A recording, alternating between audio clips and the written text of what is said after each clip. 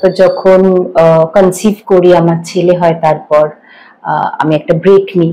এটা আমি আর আমার হাজবেন্ড আমরা দুজনেই খুব আলোচনা করে একটা ডিসিশন নিই যে আমি ব্রেকটা নেব। 17 বছর টানা কাজ করেছি, এবার একটু ব্রেক নিই because I wanted to enjoy my motherhood. কাজটা আমি মিস করি, বাট ওই টিভি স্ক্রিনে থাকাটাকে আমি মিস করি না। আই ক্লিয়ারলি রিমেম্বার 14 ফেব্রুয়ারি আমি জানতে পেরেছি যে আই এম প্রেগনেন্ট। 22 ফেব্রুয়ারি আমি জানতে পেরেছি যে আমার বাবার ক্যান্সার। আচ্ছা, সো আমার এন্টার প্রেগনেন্সি আমি না বুঝতেই পারিনি, আর ফিগার আউট করতে পারিনি যে আমি কি খুশি হব না। মানসিকভাবে অশান্ত বা মানসিকভাবে অসুস্থ শুধু তাদের জন্য ওয়ার্কশপ বা শুধু তাদের জন্য ক্রিয়েটিভ আর্টস সেটা কিন্তু একদম না। যারা আমরা ভীষণ সুস্থ, ভীষণ সাবলীল, তাদেরও মানে নিজেদেরকে নতুন করে চেনার, যে মোনালিসা একটা শব্দ ব্যবহার করলেন, একটা আয়না, এই আয়না ধরাটা কিন্তু খুব সহজ কাজ নয়। যখন কোনো ওয়ার্কশপ করি, সেটা যে কোনো আর্ট ফর্মের ওয়ার্কশপ, আমরা কি করি, আমরা সেই আর্ট ফর্মটার সঙ্গে আরেকটু একাত্ম হওয়ার জন্য করি, আরেকটু সেই আর্ট ফর্মটাকে চেনার জন্য করি। এই ওয়ার্কশপটা হচ্ছে নিজেকে আরেকটু চেনা, নিজেকে আরেকটু জানার। আমাদের ইন্ডাস্ট্রি কিন্তু out of sight out of mind, প্রত্যেকদিন নতুন নতুন মুখ আসছে। আমি যে এই এত লম্বা একটা ফেজে তাও লোকজন, ভেরি ভেরি ইম্পর্টেন্ট লোকজন অফ দ্য টেলিভিশন ইন্ডাস্ট্রি, তারা আমাকে ফোন করে জিজ্ঞেস, আমি কোনো রেসেই নেই, আমি ওই লাইনটাতেই আমি ভালো, मुझे कहीं नहीं जाना है, कुछ ज्यादा अचीव भी नहीं करना है, লাইফ এসেই মিনিংলেস। সত্যি এটাকে মানে অযথা আরো আর্টিফিশিয়াল এত কিছু জিনিস দিয়ে ভারী করে রাখার কোনো দরকার নেই। জীবনে যখন যেটা আমরা করি সেটা খুব মন দিয়ে করা উচিত। কখনো একটা জিনিস খুব ভালোবেসে করছি কিন্তু সেখানে ইতি টানতে হয়, বিরতি নিতে হয়, আবার নতুন একটা অধ্যায় শুরু হয়। কিন্তু যখনই যে জায়গায় রয়েছি, যেটাই করছি, সেটা মন দিয়ে করলে সব সময় তার ফলটা ভালো পাওয়া যায়, আমরা দেখতে পাই। এই কথাগুলো কেন বলছি, তার কারণ আমার সঙ্গে এমন একজন মানুষ আছেন যিনি যখন সঞ্চালনা করেছেন যতটা ভালোভাবে করেছেন, অভিনয় যখন করেছেন ততটাই ভালোভাবে করেছেন, আবার সংসার যখন করেছেন ততটাই ভালোভাবে করছেন। এবং এখানেই শেষ নয়, কারণ আরো একটা নতুন অধ্যায় জীবনের শুরু হতে চলেছে, এবং একটা অধ্যায় ছিল অজানা, যেটা আমি জানতাম না, সেটাও জানলাম। তো সেই কারণে আজকে প্রায় ক্যামেরার সামনে 2-3 বছর পর মোনালিসা দি আমাদের সঙ্গে রয়েছে। অনেক অনেক দিনের আমার অপেক্ষা মোনালিসা দিকে পাওয়া, যদিও মোনালিসা দি শহরে ছিল না, মানে দেশেই ছিল না দাদা বলা ভালো। তো দেশে ফেরা এবং নতুন একটা জার্নি নিয়ে, সেটা নিয়ে আমরা কথা বলি। ভীষণ ইন্সপায়ারিং, ভীষণ ভালো একটা, আমার খুব ভালো লাগলো শুনে। যাই হোক, ওয়েলকাম ব্যাক নিজের শহরে। আবার কেমন আছো আগে বলো। আমি খুব ভালো আছি, আমি খুব ভালো ছিলাম যখন আমি শুটিং করেছি টানা 17 বছর। I was very happy. তারপর যখন কনসিভ করি আমার ছেলে হয় তারপর আমি একটা ব্রেক নিই। এটা আমি আর আমার হাজবেন্ড আমরা দুজনেই খুব আলোচনা করে একটা ডিসিশন নিই যে আমি ব্রেকটা নেব। 17 বছর টানা কাজ করেছি, এবার একটু ব্রেক নিই because I wanted to enjoy my motherhood. তো আমার ওরকম কোনো কম্পালশন ছিল না, আর আমার হাজবেন্ড ভীষণ সাপোর্টিভ। হ্যাঁ ঠিক আছে, তোমার যখন আবার মনে হবে ইউ গো ব্যাক। তো তারপর ঘটনা চক্করে আমার হাজবেন্ডের জব ট্রান্সফার হয়ে যায় স্কটল্যান্ডে, এডিনবরাতে। তো তখন আমার ছেলে 8 মাস, 8 কি 10 মাস সরি। তো ওই ফেজটা আমি চাইনি যে আমরা 3 জন আলাদা আলাদা থাকি। আগে এরকম অনেকবার হয়েছে যে আমার হাজবেন্ড কাজের জন্য, বিয়ের পরও হয়েছে যে অন্য দেশে, আমি অন্য দেশে, তখন বি কুড অ্যাফোর্ড ইট।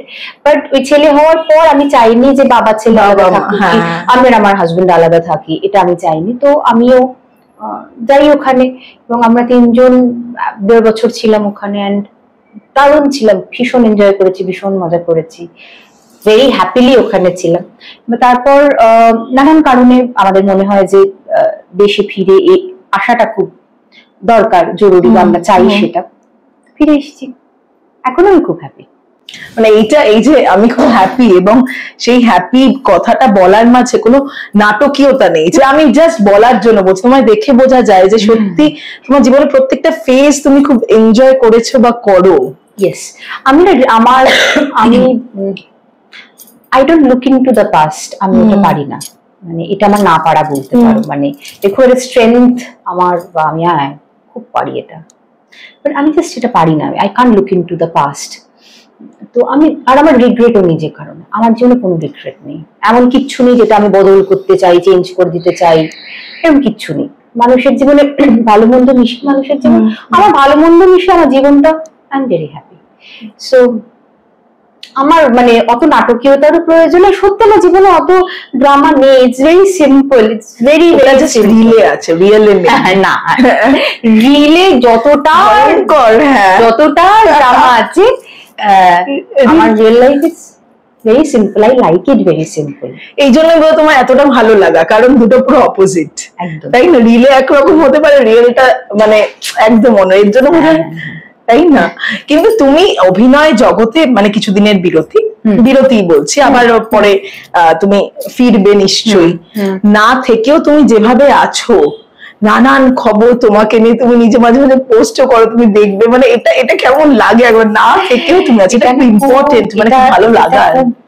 মজার আমার বাড়িতে আমার যে সারাক্ষণের সঙ্গী, যে এই বাড়িটা চালাতে আমাকে সব থেকে বেশি হেল্প করে, সেটা হচ্ছে পিঙ্কিদি। তো পিঙ্কিদি যখন প্রথমবার এলো, তখন পিঙ্কিদি জানে আমার অ্যানিভার্সারি কবে, আমার ছেলের বয়স কত, পিঙ্কিদি জানে যে আমার ছেলের কোন বয়সে চুলটা কিরম ছিল, বাও তখন খুব গলু এত কি করে জানলে, তুমি তো এই এলে, বলছে আমি তো জানি আপনার জন্মদিন কবে, সব জানি তো, ফেসবুকে জানা যায়, ইনস্টাগ্রামে জানা যায়, আমি তো নেই কোথাও। এবং লোকে খুব অবাক হয় যে আমার কিন্তু ইনস্টাগ্রামে কোনো প্রোফাইল নেই, ফেসবুকে কোনো প্রোফাইল নেই, আমি সোশ্যাল মিডিয়াতে মোনালিসা পাল যেটা ওইটা আমি নই। ও সে কি? ওইটা আমি নই, আমি তো জানতাম তুমি।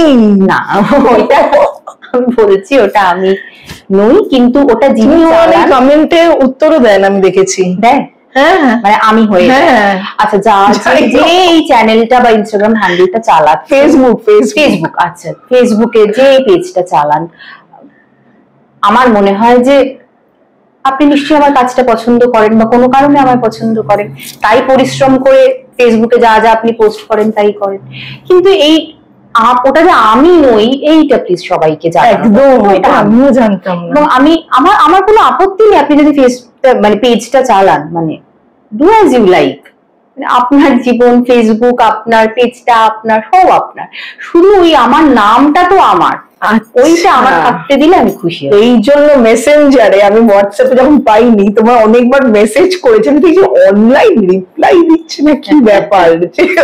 ওকে, এবার কোথাও নেই আমার, কি করে কোনো দরকার, এর জন্য বোধহয় এতটা ভালো আছো তুমি, মানে আমার মনে হয়, যেটা মানে সব তোমার নিশ্চয়ই মনে থাকবে যে আমি তোমাকে লাস্ট যখন তোমার সাথে আমার কথা বলেছিলাম যে দেখো বলার মতন আমার কিছু, তো আমার অনেক কিছু বলার আছে, বলারই কিছু নেই, তো আমি ফেসবুক বা যে কোনো সোশ্যাল মিডিয়া প্ল্যাটফর্ম, সেটা তো একটা বলার জায়গা, ভালো মন্দ হোয়াটএভার, বক্তব্য রাখার জায়গা, ওপিনিয়ন বা নিজের ভিউজ শেয়ার করার জায়গা, আমার এত কিছু বলার নেই, মানে জাস্ট নেই, এটা আমি কি করবো গিয়ে, আমার তো তুমি ফোন দেখো, তুমি দেখবে আমার গ্যালারি ভর্তি আমি আর আমার ছেলে পাজামা পরে, আমিও বাড়ির পাজামা পরে, আমি অত ছবি তুলিও না, তো আমি ছবিও যে দেবো, আমি কি ছবি দেবো, আর আমি খুব প্রাইভেট পার্সন, মানে আমি চাই না আমার ব্যক্তিগত জীবনটা সবার সঙ্গে শেয়ার করতে, with all due respect to everyone যারা সেটা করেন, আমি বলবো যে এটা করতে অনেক সাহস লাগে, অনেক ধক লাগে, ধরে নিন সেটা আমার নেই, ব্যক্তিগত ব্যাপার, আমার মত যে আমার বলার কিছু নেই খুব একটা, আমার শেয়ার করারও খুব একটা নেই, পরবর্তীকালে যদি মনে হয় যে আমার যা বলার সেটা আমি কোনো সোশ্যাল মিডিয়া প্ল্যাটফর্মে বলতে চাই, তখন হয়তো একটা ফেসবুক পেজ বা ইনস্টাগ্রাম হ্যান্ডেল হতে পারে, মানে না হওয়ারও কোনো কারণ, বুঝতে চাই, এখন আমি ওইটা প্রয়োজনীয় তোমার কাছে, আমি ওটা পারিও না, মানে ওটার যে demand you have to do, একদম কান্ট ডু দ্যাট, এবং ওটা এখন একটা কম্পিটিশন, মানে রেসের মতো হয়ে গেছে, আমাকে আরো এগোতে হবে, আরো ফলোয়ার্স বাড়াতে হবে, তো সেটার থেকে পিস তোমার জীবনে বোঝা যাচ্ছে, তুমি ওটা খুব সহজ একটা জীবন পছন্দ করো, তাই না? কিছু কাছের মানুষ, সহজ একটা জীবন যথেষ্ট, এবং কাজটা সহজ নয়, একদম কারোর জীবন সহজ না, সবার জীবন কঠিন। আমি সেই কঠিন জীবনটাকে আরো কঠিন করে তুলতে চাই না, আমার মতো করে আমি সেটাকে যতটা সহজ রাখা যায়। আদারওয়াইজ জীবন সবারই কঠিন। একদম। যাই হোক, নতুন কাজটা নিয়ে আমরা কথা বলবো, এবং আমার মনে হয় তুমি এই যে এতটা পজিটিভ, এতটা মানে কাম, মানে জীবনটাকে নিয়ে ভীষণ, আমার মনে হয় মানে ঠিক আমি যেদিকে এগোচ্ছি এটাই আমার ঠিক পথ তুমি মনে করো, যেটা আমরা বেশিরভাগ মানুষ মনে করতে পারি না। সেটার এই একটা কারণও আছে যেটা নিয়ে আমরা কথা বলবো। কিন্তু তার আগে একটা কথা হলো, পর্দা তুমি মিস করো মোনালিসা দি? মানে বড় পর্দা হোক, ছোট পর্দা হোক, এবং সঞ্চালনা অবশ্যই। আমি যেটা মিস করি না, আমি মিস করি যেটা, সেটা হচ্ছে আমার কাজটা। The platform is not important. একদম। সেটা স্টেজ হতে পারে, সেটা টিভি হতে পারে, সেটা সিনেমা হতে পারে। ওই কাজটা আমি খুব ভালোবেসে করেছি, এত বছর ধরে করেছি, কাজটা আমি মিস করি, বাট ওই টিভি স্ক্রিনে থাকাটাকে আমি মিস করি না। সেই রেসে কোনোদিন থাকোইনি আমার জীবনে, আমি কোনো রেসেই নেই। হ্যাঁ, আমি ওই লাইনটাতেই আমি ভালো। मुझे कहीं नहीं जाना है, कुछ ज्यादा अचीव भी नहीं करना है, লাইফ এসেই মিনিংলেস। সত্যি এটাকে মানে অযথা আরো আর্টিফিশিয়াল এত কিছু জিনিস দিয়ে ভারী করে রাখার কোনো দরকার নেই। যতদিন আমার সময় আছে পৃথিবীতে, নিজের মতো করে যেটা আমার ভালো লাগছে, কাউকে হার্ট না করে, কাউকে দুঃখ না দিয়ে, নিজের অনেস্টি বা নিজের যা যা প্রিন্সিপালস আমি মনে করি আমার জীবনে ইম্পর্টেন্ট, সেটুকু দিয়ে আমি যা করছি আমি করতে পারি, আমি তাতেই হ্যাপি। মানে তোমার সঙ্গে কথা প্রথমবার এত ভালো লাগছে কথা বলতে। মানে তোমায় খুব একটা সহজে ওই নিজের যেটা হয়ে যায় যে হ্যাঁতে হ্যাঁ নাতে না মেলানো মানুষ তুমি না, তুমি একেবারেই নও। মানে এবং এটা করেও এত বছর এখানে থেকে যাওয়া ডিফিকাল্ট ছিল। পেরেছি এটা, দেখো এক একজনের পারসেপশন তো এক একটা জিনিস বা একটা ঘটনা এক এক রকম। এই ট্রাইপড স্ট্যান্ডটা আমার কাছে একটা, তোমার কাছে আরেকটা মানে, রাইট? তেমনই আমি কিন্তু আমার ইন্ডাস্ট্রিতে মানে এই সাপোর্টটা না থাকলে তুমি, আমি 8 মাস প্রেগনেন্ট, আমি 8 মাস প্রেগনেন্সি অব্দি শুটিং করেছি। সান বাংলা তো বলেছে যে মোনালিসা আব্বাস শটে হবে, প্রডিউসার বলেছে হ্যাঁ মোনালিসা তুমি 6 ঘন্টা, আমি বলেছি আমি 6 ঘন্টা বেশি শুটিং করতে পারবো না, ওরা 6 ঘন্টাই শুটিং করিয়েছে আমাকে। আমার সিন পরপর রাখতো, কোনো গ্যাপ রাখতো না। আমার একটা আলাদা ঘর ওয়াজ ডেডিকেটেড টু মি, যে ঘরে আর কেউ বসতো না। আমাকে প্রত্যেকটা চ্যানেলেরই ফর ভেরি লজিক্যাল রিজনস প্রত্যেকটা ক্যারেক্টার স্কেচ থাকে, তারা এরকম ভাবে চুল বাঁধবে, এরকম ভাবে শাড়ি পরবে। চ্যানেল বলেছে যেটা কমফোর্ট ফিল করো সেরকম, তোমার ক্যারেক্টারটা তো তুমি জানো, তুমি সেই অনুযায়ী শাড়ি ব্লাউজ চুজ করো, তুমি সেই অনুযায়ী তোমার চুলটা ডিসাইড করো। আমি তো এটা পেয়েছি, আমি এর অন্য কথা বলবো কি করে? আমি তো এটা পেয়েছি, না হলে 8.5 মাস, সরি 8 মাস, 8.5 মাস অব্দি আমি শুটিং করেছি। এটা producer, director, particular house, Arindam da, Kanak da, এরা যদি না থাকতো হয় না। পেয়েছি এটা। একদম একদম, শুধু ডার্ক সাইড, শুধু খারাপ কেন, কত ভালো কিছু আছে। আমি কিন্তু খুব চুটিয়ে থিয়েটারও করেছি, এবং ধারাবাহিকের পাশাপাশি আমি সত্যি মানে তখন আমি সিরিয়ালটা করছি, ধর আমার 23 দিন শুটিং, আবার আমি নাটকে খুব ইম্পর্টেন্ট একটা চরিত্র দিয়েছে আমার দল আমাকে, সেখানে আমি রেগুলার রিহার্সাল, আমি থিয়েটারটা আমি যতদিন করেছি আমি খুব ডেডিকেটেডলি করেছি, মানে খুব হেলাই করি, ওটা আমার কাছে প্রায়োরিটি ছিল তখন, অনেস্টলি স্পিকিং। দেখবে থিয়েটারের জন্য লোকজনকে ছাড়তে চাই, ফ্যাক্ট, একদম ফ্যাক্ট। থিয়েটারে যেই আপ টু বলবে অমনি বলবে না ছাড়বো না, সিরিয়াল বলবে যে না রিহার্সাল জন্য 3টের সময় ছাড়বো না, এটা কিন্তু ফ্যাক্ট। এটা কিন্তু বানিয়ে, কোনো থিয়েটার লোক এটা বানিয়ে বলছে না, ফ্যাক্ট। এবং যদি সিরিয়ালের হাউসগুলো বলে তাদেরও নিশ্চয়ই কম্পালশন থাকে, কিন্তু আমার ফ্যাক্ট হচ্ছে আমি জবে বলেছি। হ্যাঁ, কখনো কখনো কি কথা কাটাকাটি, ঝগড়া শান্তি হয়, সে তো হয়েছে, এটা হবেই, কিন্তু ওভারঅল আমি তো সিরিয়ালটাও করেছি, আমি তো থিয়েটারটাও করেছি। এবং আমি যদি বলে থাকি যে আমি আজকে 3টে বেরোবো, তার মানে কিন্তু প্রত্যেকটা হাউস জানতে চাই 3টেতেই বেরোবো, আমি করবি 3টে এক করবো। কারণ আমার যখন কল টাইম সকাল 9টা হয়, আমি 9টাতেই যাই, আমি কিন্তু 9টা একে যাই না। এইদিকেও আমি 3টে একে বেরোবো এই কারণেই, কিন্তু আমি যেদিন আমার মানে যেদিন আমার আপ টু ডে আছে শুধু আমি সেদিন 9টায় গেলাম তা নয়, আপ টু আছে আপ টু নেই, আমার কল টাইম মানে আমি ওই টাইমেই যাবো। এবং ম্যাক্সিমাম আমি প্রত্যেকটা হাউসই এরকম হয়ে যায়, আমি বলেছি না আমার রিহার্সাল আছে, আমি এই গ্যাপটা আমাকে ছাড়তে হবে। বুঝতে পারছো, ঠিক আছে তুমি যাও তাহলে, আমি খুব ইম্পর্টেন্ট সিন আছে, সিন আসতে দেরি হচ্ছে, তুমি তারপর এসে বাকিটা শুটিং করো। হ্যাঁ করেছি। এখন নিশ্চয়ই কাজের অফার আসে মোনালিসা, তুমি ফিরিয়ে দাও। আমাদের ইন্ডাস্ট্রি কিন্তু out of sight out of mind, প্রতিদিন নতুন নতুন মুখ আসছে।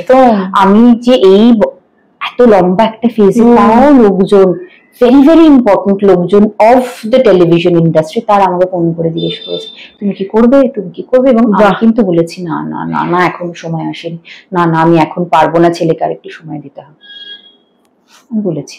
এবং আমি ভাবছি যে এবার হয়তো একটু একটু করে শুরু করতে পারি, কিন্তু এই ট্রানজিশন করাটাও না আবার একটু একটা নতুন অভ্যাস। মানে এটা তো একটা তোমার মা মোনালিসা, আচ্ছা হ্যাপি মম বোধ হয়, ভেরি হ্যাপি। কিন্তু এই একটা যেটা হয় যে কাজ তুমি করে গেছো, অন্য কাজ করে গেছো, কিন্তু তার পাশে একটা বড় রেসপন্সিবিলিটি, কাজটাও রেসপন্সিবিলিটি, কিন্তু এটা একজনকে মানুষ করা, তাকে জন্ম দিয়ে, সেটা অনেকটা বড়। মানে সেটা কখনো ভয় লেগেছে নাকি? ভয় ওইভাবে ভাবোইনি বোধ হয় তুমি, হয় না যে অনেক বড় দায়িত্ব? মানে না, আমি না সবসময় I have late life happen to me. আমি যখন আই ক্লিয়ারলি রিমেম্বার 14ই ফেব্রুয়ারি আমি জানতে পেরেছি যে আই এম প্রেগনেন্ট। 22শে ফেব্রুয়ারি আমি জানতে পেরেছি যে আমার বাবার ক্যান্সার। আচ্ছা, সো আমার এন্টায়ার প্রেগনেন্সি আমি না বুঝতেই পারিনি, আর ফিগার আউট করতে পারিনি যে আমি কি খুশি হব নাকি হ্যাপি হব, মানে দুঃখ পাবে নাকি। আমি সব করেছি। আমি আমার বাবাকে নিয়ে নার্সিং হোমে গেছি, তার ইমিউনোথেরাপি, কেমোথেরাপি, আমার বোন এখানে থাকে না, মাঝে মাঝে যখন সময় পেয়েছে ও আয়ারল্যান্ডে থাকে, এসছে, আমি সব করেছি। আমি 8 মাস অব্দি বাবাকে নিয়ে নার্সিং হোমেও গেছি। আমার ফ্যামিলি, আমার দুবারই ফ্যামিলি সুপার সুপার সাপোর্টিভ, মানে আমার বর সুপার সাপোর্টিভ, মানে এই সাপোর্ট সিস্টেমটা না থাকলে এটা করা যায় না। আমার ছেলে হয়েছে 25শে সেপ্টেম্বর, 23শে অক্টোবর আমার বাবা চলে গেছে। মানে দুক্ষেত্রে এরকম, মানে এইটা তো আমার কন্ট্রোলের বাইরে। So I have always let life happen, যা যেরকম হয়ে অ্যাকসেপ্ট করতে জানো সবকিছু। অ্যাকসেপ্ট না করাটা অ্যাকচুয়ালি তোমার কাছে অপশন, তোমাকে অ্যাকসেপ্ট করতেই হবে। তুমি হয় কমফোর্টেবলি করো, বা সবটা হয়তো কমফোর্টেবলি যে করতে পেরেছি তা নয়, সেটাই তা নয়, হ্যাঁ ওই এগিয়ে যেতে হবে, তাছাড়া তো তোমার কাছে উপায় নেই। আর মাদারহুড আমি ভীষণ এনজয় করছি, তার কারণ আমার হাজবেন্ড ভীষণ মানে হ্যান্ডস অন সাপোর্টিভ, মানে সব পারে করতে। এবং আমি ওই যে বললাম না 8.5 মাস অব্দি শুটিং করেছি, আমি যে শুটিং করাটা পজ করলাম, I started doing something else, তখন থেকেই কিন্তু তখন আমার হাজবেন্ড আমাকে ইন্ট্রোডিউস করলো যে আচ্ছা তুমি একটু ডিফারেন্ট কিছু করো, ট্রাই করো, কারণ তুমি ফাঁকা বসে থাকলে মাথা খারাপ হয়ে যাবে। তো তখন হি কানেক্টেড মি টু সামওয়ান, ওর চেনা জানা পুরনো অনেক বন্ধু, বয়সে অনেক বড়, সে সাইবার সিকিউরিটিতে আছে, তার সঙ্গে পার্টনারশিপে I have a technology consulting firm, registered office, এটা টিম বসে হায়দ্রাবাদে, দেশের বাইরে, দেশের নানান জায়গা থেকে ছেলে মেয়েরা কাজ করে, এমন না যে খুব বড় টিম, ছোট টিম, কিন্তু উই আর ডুইং ওয়েল। এবং আমি কখনো ভাবিনি যে সত্যি আইটি, মানে আমি তো জানতামই না সাইবার সিকিউরিটি কাকে বলে, আইটি মানে করতে but I started doing it. আমার ভালো লাগছে, খুবই ভালো লাগছে। টাচউড, মানে তুমি এতবার বলছো, মানে দাদার কথা বলছিলে, বুঝতে পারলাম কতটা মানে ভালোবাসা পেলে, কতটা ভালোবাসা মনের মতো মানুষ পেলে, এই কথাটা বারবার বলা যায়। এবং এই সময় দাঁড়িয়ে ভীষণ মানে খুঁজে পাওয়া এমন যে পাশে থাকবে সারা জীবন, ভালোবাসা যাবে। Thank you. কিন্তু শেষ নয়, কারণ ওই যে শেষ থেকেই শুরু হয় এখানে, তাই ইন্টারভিউটা শেষ নয়। যেটা তুমি একটু বলো, যেটার জন্য আজকে আরো আসা, তুমি তো ভালো আছোই, এবং আরো কিছু মানুষ যাতে ভালো থাকতে পারেন সেরকমই একটা ব্যবস্থা করছো তুমি এবং আরেকজন, তাই তো? এটা অ্যাকচুয়ালি আমার কোনো ক্রেডিট নেই, এটা এইভাবে যেটা করা যায় বা এইভাবে ভাবা যায়, এটা জাস্ট আমার জোনের বাইরে। তো আমার মনে হয় যে শ্রীময়ী আগে আসুন, তাহলে আমার বলতে সুবিধা হবে। একদম একদম। আমাদের মাঝে বিশেষ একজন মানুষ চলে এসেছেন এবং আলাপ করিয়ে দেবেন Monalisa di. This is Srimoyee Tarafdar, doctor Srimoyee Tarafdar. She is a clinical psychologist, এবং আমি ধরো নাদার যে একটা চ্যাপ্টার শুরু করছি, তাতে আমার কোনো ক্রেডিট নেই, সব ক্রেডিট ওনার, এটা বলে ঠিক না, হ্যাঁ একদমই ওনার, কারণ এভাবেও যে কিছু করা যায় এটা তো আমার কোনো আইডিয়া ছিল না। দিস ইজ হার ডোমেন, আমি যখন ডোমেনে ঢুকে পড়ছি তাও না, দিস ইজ ডিফারেন্ট। বাট এইটা যে নতুন একটা কিছু ট্রাই করছি বা করতে পারি সেটা একদম this is her brain child. উনি আমাকে ঠেলে ঠেলে ঠুসে ঠুসে যে না করো করো, ভাবো ভাবো, হবে হবে হবে, এরকম করেই আর কি করিয়েছেন। আই এম ভেরি হ্যাপি যে যে প্রসেসটার মধ্যে আমরা আছি, দিস ইজ হ্যাঁ সেটা ভেরি ইন্টারেস্টিং। যেটা হচ্ছে 20 তারিখ 20 সেপ্টেম্বর মহলার আগের দিন শনিবার সকাল 10:30 থেকে 1:30 একটা ক্রিয়েটিভ আর্ট ওয়ার্কশপ উনি অ্যারেঞ্জ করেছেন, এবং আমার সৌভাগ্য যে I can collaborate with her on this. তো এইটা নাচের ওয়ার্কশপ হয়, থিয়েটারের ওয়ার্কশপ হয়, গানের হয়, আঁকার হয়, বিভিন্ন আর্ট ফর্মের ওয়ার্কশপ হয়, স্টোরি টেলিং, স্টোরি রাইটিং এর ওয়ার্কশপ হয়। কিন্তু এই যে ওয়ার্কশপটা আমরা প্ল্যান করছি সেটা ভীষণ different and very very unique. এটা কলকাতায় কেন, এখানে খুব বেশি জায়গায় হয় না, এরকম ভাবে তো হয় না, এরকম ভাবে তো হয়ই না।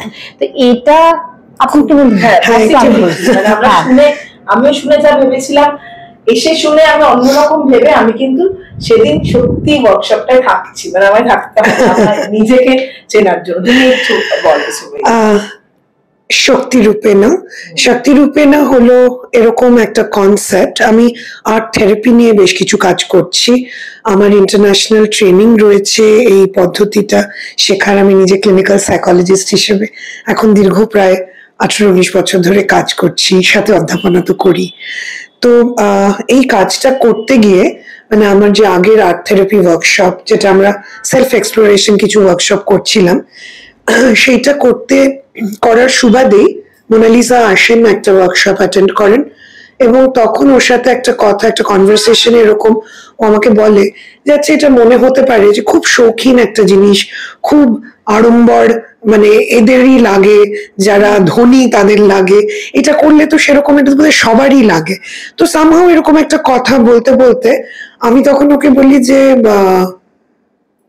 can't you think of something যেটা এটার মধ্যে কিছু থিয়েটার অ্যাসপেক্টস, আসলে অনেকভাবে theatre, psychodrama, music, dance, creative art forms আসলে থেরাপিউটিক্যালি ইউজ করা হয়। মানে যে নতুন যে ধারা থেরাপির, টক থেরাপি ছাড়াও এই প্রত্যেকটা ফর্ম কিন্তু ইউজ করা হয়, চিকিৎসা করা যায়, তাই একদম একদম। তো মনোবিদ্যার যে নতুন ধারার মধ্যে মানে সাইকোলজি বা থেরাপির যে স্কুলস গুলো রয়েছে সেটার মধ্যে এইগুলোর ইউজ এখন খুব ভালোই মানে প্রচলন রয়েছে।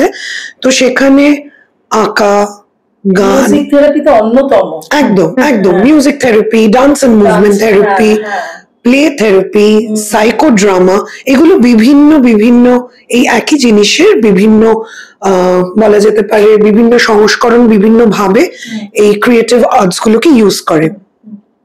তো সেখানে আমাদের শক্তিরূপেণার জায়গাটার থেকে আমরা দুর্গা বা মা দুর্গার এই দুর্গা পুজো, এখানে কিন্তু ব্যাপারটা একদমই কোনোভাবে আধ্যাত্মিকও নয়, আবার কোনোভাবে ধার্মিকও নয়। আসলে মা দুর্গার এই মেটাফারটাকে আমরা ইউজ করতে চাইছি, যেখানে একটা অসুরিক শক্তির নিধন হচ্ছে মায়ের শক্তি দিয়ে, তাই না? তো তাই জন্য এটা একটা এক্সক্লুসিভলি অল উইমেন্স একটা ওয়ার্কশপ, যেখানে আমরা প্রথমে আমাদের ফিয়ার্স, আমাদের থ্রেটস, আমাদের যা যা খারাপ থাকার যে কারণগুলো রয়েছে, মানে নিজেদের মধ্যেকার মহিষাসুরকে আগে আমরা টেনে বের করব, এবং তারপরে আমরা মা দুর্গার আহ্বান করব, নিজেদের মধ্যেরই শক্তি আহ্বান করব, যাতে করে আমরা একদম মানে সেই সিংহবাহিনীর মতন আমরা যাতে করে সেই মহিষাসুরকে বধ করতে পারি। কিন্তু এইটা করব আমরা কিভাবে? এইটা করব আমরা, মোনালিসা ওখানে কিছু theatre movements, body led movements এবং আমি আর্ট থেরাপির কিছু টেকনিক্স দিয়ে করব, যেখানে আমরা একটা ছোট ইন্টিমেট গ্রুপে মনোমনন থেকে এটা করা হচ্ছে। মনোমনন কলকাতার পেজে আপনারা ডিটেলস পাবেন। সেইভাবেই জিনিসটাকে প্ল্যান করা হচ্ছে এবং যোধপুর পার্কের অরণ্যবাড়ি ক্যাফেতে সেটা হচ্ছে। হ্যাঁ, মোনালিসা তুমি মানে নিশ্চয়ই তুমি বললে, দিদি বললেন যে তুমি আগে ওয়ার্কশপ করেছো, মানে আর তুমি নিজে এটার সঙ্গে এখন যুক্ত, নিশ্চয়ই কোনো কারণ আছে, মানে তুমি বুঝতে পেরেছিলে কিছু পরিবর্তন নিজের মধ্যে আসা, সেরকম নিশ্চয়ই কিছু বুঝেছো আরেকটা? মানে এটা না, মানে তুমি নিজেকে নতুন ভাবে চিনবে, যে চেনাটা তুমি ভাবতেই পারবে না যে এরকম, আচ্ছা আমি এরকম ভাবতে পারি, সবটাই যে ভালো ভালো তা কিন্তু ভাবতে পারি ও আমি এটা নিয়েও ভয় পাই, তাহলে আমি এরকম। কি হয়, আমরা যখন কোনো ওয়ার্কশপ করি, সেটা যে কোনো আর্ট ফর্মের ওয়ার্কশপ, আমরা কি করি, আমরা সেই আর্ট ফর্মটার সঙ্গে আরেকটু একাত্ম হওয়ার জন্য করি, আরেকটু সেই আর্ট ফর্মটাকে চেনার জন্য করি। এই ওয়ার্কশপটা হচ্ছে নিজেকে আরেকটু চেনা, নিজেকে আরেকটু জানার ওয়ার্কশপ। শুনে মনে হতে পারে আমার কি খেয়ে হাতে কোনো কাজ নেই, আমার তো অনেক কাজ আছে, আমি নিজেকে চিনি, আমি নিজেকে চিনি, আর আপনি আমায় চেনাবেন? আমি নিজেকে চিনি না, রোজ নিজেকে আয়নায় দেখি, নিশ্চয়ই নিশ্চয়ই। কিন্তু তাও আমি বলবো সেইটা যাচাই করার জন্য এরকম কোনো ওয়ার্কশপে, যদি আমি বলছি না যে আমাদের ওয়ার্কশপটাতেই আসুন, এরকম কোনো ওয়ার্কশপ যদি কখনো হয়, সেটা শ্রীময়ী এরকম অনেক ওয়ার্কশপ করেন, প্রত্যেকটাতে আমি থাকবো নট নেসেসারি, বাট ওরকম কোনো ওয়ার্কশপ উনি যদি করান, তাহলে এরকম কোনো ওয়ার্কশপে এসে একবার দেখুন না কি হয়। নিজের সঙ্গে নিজেকে চেনাটা আসলে নিজের সঙ্গেই নিজে আমরা জীবনটা চলছি তো, এবং এমন একাত্ম ভাবে থাকি যে নিজের থেকে নিজেকে বার করে তো কখনো নিজেকে দেখা হয় না। ঠিকই তাই, একটা না রিফ্লেকশনের একটা জায়গা, একটা প্ল্যাটফর্ম লাগে, একটা পরিস্থিতি লাগে যেখান থেকে, এবং একজনকে লাগে যে তোমার মধ্যে থেকে তোমার নিজেকে, নিজের একটা সত্তাকে বার করে আনবে, দিয়ে বলবে যে এবার তুমি নিজেকে দেখো নতুন রূপে, নতুন আলোয়। কিন্তু এটা আবার একা একা করা যায় না, কারণ এটা ভীষণ ডেঞ্জারাস ব্যাপার।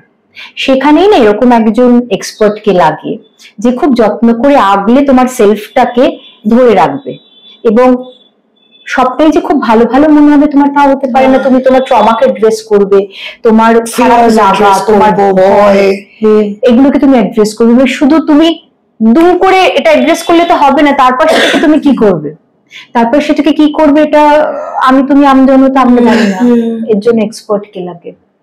তো সেইখানে গুছিয়ে দেওয়ার কাজটা করা, এবং শুধু গুছানো না, আমার মনে হয় যে এটাও একটু বোধহয় বলে রাখা দরকার, যে যারা মানসিকভাবে অশান্ত বা মানসিকভাবে অসুস্থ, শুধু তাদের জন্য ওয়ার্কশপ বা শুধু তাদের জন্য ক্রিয়েটিভ আর্ট সেটা কিন্তু একদম না।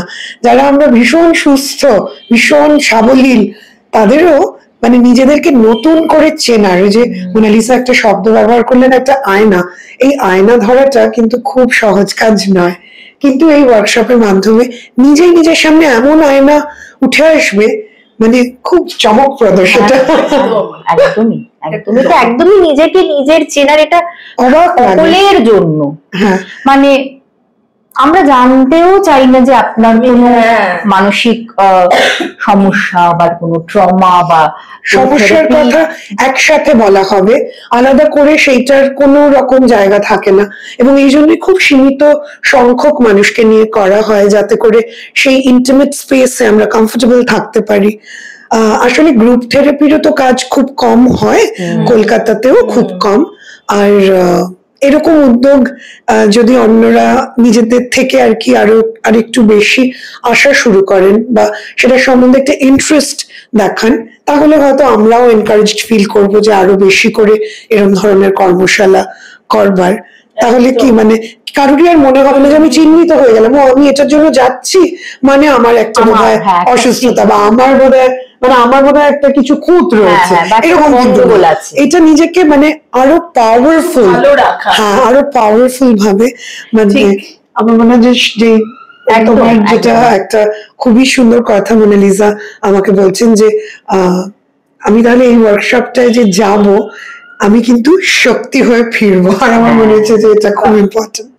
পুজোর আগে এই জন্য, মানে পুজোর আগে শুধু বাইরেটা কেন পরিবর্তন করবো, আমরা শুধু বাইরেটা করি, আমার মনে হয় ভেতরটা পরিবর্তন, নিজেকে একটু দেখা, একদম একদম এটা দারুণ। এইবার পুজোটা একটু ভালো হোক। আর আমি এই ওয়ার্কশপটা যখন আমি করলাম, শ্রীময়ী ওয়ার্কশপটা, আমি তো কাউকে চিনতাম না, কেউ জানতো না। আমরা we were a bunch of say 12 women তাই না?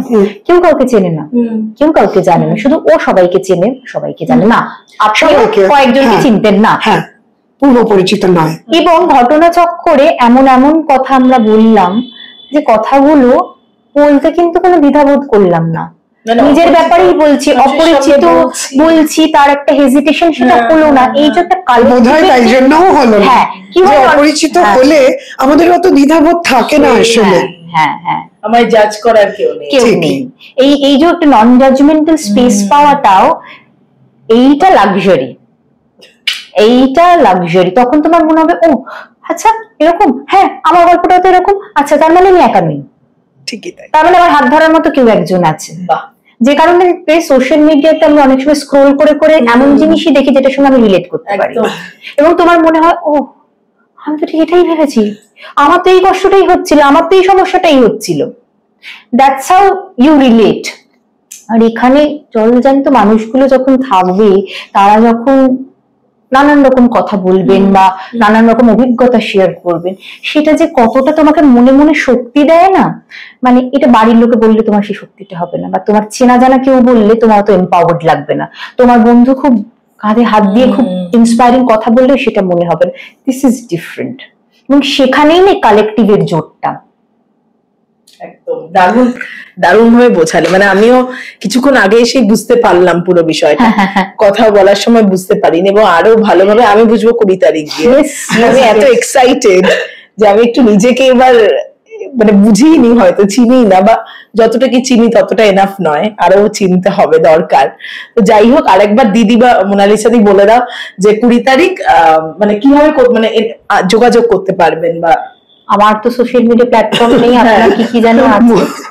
মনোমনন কলকাতা, মনোমনন _ কলকাতা ইনস্টাগ্রাম হ্যান্ডেল, এবং মনোমননের ফেসবুক পেজ, সেইখানে গেলে, বা শ্রীময়ী তরফদার শ্রীময়ীজ হ্যান্ডেলে ইনস্টাগ্রামে, সেখানে গেলে শক্তিরূপেণের সব ডিটেলস আপনারা পাবেন, এবং সেইখান থেকে ফর্ম দেওয়া আছে, QR কোড স্ক্যান করে আপনারা রেজিস্টার করে জয়েন করতে পারেন। ইনসিডেন্টালি এইটা শুধু উইমেন্স অনলি একটা শক্তিরূপেণা যেটা আমরা করছি, 20 তারিখ সেপ্টেম্বর শনিবার দিন সকালবেলায় 10:30 থেকে 1:30 অবধি সময়, এবং সেটা হবে অরণ্যবাড়ি যোধপুর পার্কে। হ্যাঁ, যাই হোক, শেষ একটাই প্রশ্ন, মানে নারীদের জন্য হলো, পুরুষদেরও তো মন খারাপ হয়, তারা আরো বলতে পারেন না, বোঝাতে পারেন না, এর জন্য পরে ভাবনা। হ্যাঁ হ্যাঁ, একদমই। কারণ যে self exploration art therapy workshop করাই, সেটা নারী পুরুষ উভয়েই এসে অ্যাটেন্ড করেন, এবং মানে বরঞ্চ খুবই তারাও একই রকম ভাবে কিন্তু মানে এম্পাওয়ার্ড হয়ে ফেরেন, সেটা আমি বলতে পারি। Thank you so much. তাহলে আমার তো দেখা হচ্ছে, তো মোনালিসা দির সঙ্গেও দর্শকদের আশা করি খুব শীঘ্রই দেখা হবে, যারা অপেক্ষা করে থাকে। আশা করছি কোনো ইন্টারেস্টিং কিছু ক্লিক করলেই, বাহ, মানে এতদিন যারা অপেক্ষা করে থেকেছে। Thank you so much. পুজোর আগে সকলে ভালো থাকুক, তাই তো মোনালিসা দি? খুব ভালো থাকুন, নিজেকে ভালোবাসুন। শেষে তুমি একটু দর্শকদের কিছু বলে দাও। এইটা খুব কঠিন কাজ, মানে আর ওই আমার বলার খুব বেশি কিছু নেই, বলার কিছু থাকে না। আমি একটাই কথা বলবো যে ভালো থাকুন, সুস্থ থাকুন, নিজেকে যত্ন করুন, অন্যের যত্ন করবেন, কিন্তু তার আগে একটু নিজেকেও যত্ন করুন, একটু নিজেরও খেয়াল রাখুন। অন্যের খেয়াল আমরা সবসময় রাখি, সেটা একটা মনে হয় যে আমাকে খেয়াল রাখতেই হবে, কোনো কম্পালশন কেউ দেয়নি, আমরা নিজেরাই ভাবি পরিবারকে ভালো রাখতে হবে, ছেলে মেয়েকে ভালো রাখতে হবে, এবং সেটা করতে গিয়ে নিজেকে আমরা একটু হারিয়ে ফেলি। এটা আমি মা হয়ে এখন আমি নিজেটা খুব হাতে কলমে এক্সপিরিয়েন্স করতে পারছি। নিজেকে মাঝে মাঝে হারিয়ে ফেলাটাও হয়তো দরকার, সেটাও ওকে, বাট আবার একটু গুছিয়ে নেওয়াটাও দরকার। তাই নিজেকে একটু যত্ন করে নিজেকে একটু খেয়াল রাখাটা খুব দরকার, খুব important. Thank you so much. Thank you.